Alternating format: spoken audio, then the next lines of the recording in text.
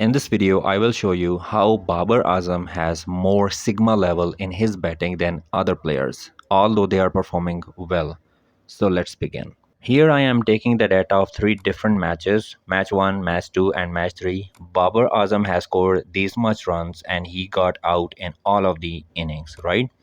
While player 2 is not out in his first 2 matches, and he got out in his last matches, even though we know that the average of this player is more than Babar Azam because he was not out in his 2 matches, and definitely the average is going to be higher, but still Babar Azam is more consistent than that player. We can calculate the total number of runs by using this formula: sum, open parenthesis, select this data, close the bracket, press enter, and this right here is the total number of runs for Babar Azam in 3 matches.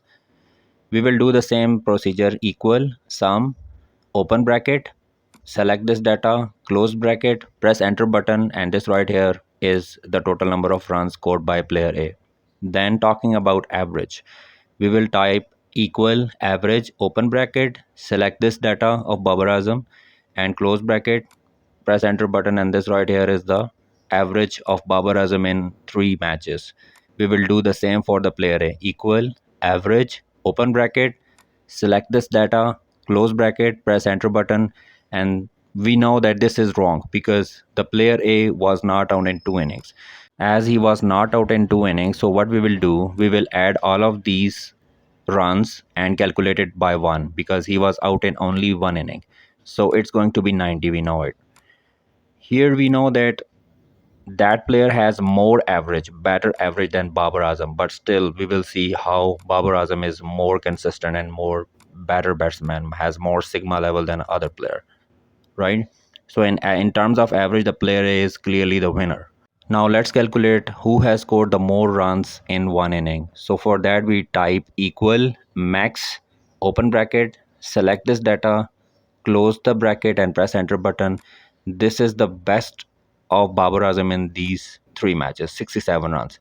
We know that 85 is the highest runs by the player A, but let's calculate it by formula: max, open bracket, select data, close bracket and press enter button. This is the highest score of the player A.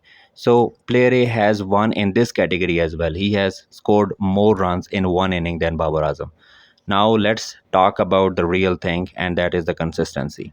For that we type standard deviation stdev.s and select this data, close the bracket, press enter button, and this is the consistency 11 for the Babar Azam, right? And this value should be the lower is the better. So we will type the same thing: equal standard deviation, select this data and close bracket, and this is the consistency for that player. Standard deviation shows how much data varies from the average, indicating the spread of values, and that's why even having the more average than Babar Azam, more best scores than Babar Azam, that player A is not a consistent player because he do not perform in every match, while Babar Azam have the less average, have the less best scores, but he performs in every match. And that is the key factor in a cricket match, to perform in every inning. And Babar Azam shows a consistency here. While player A, although he was not out in 2 innings, but still the sigma level is lower than Babar Azam, because the sigma level goes higher when you have lesser variations in the data, and Babar Azam has less variation in his data because he is consistent player.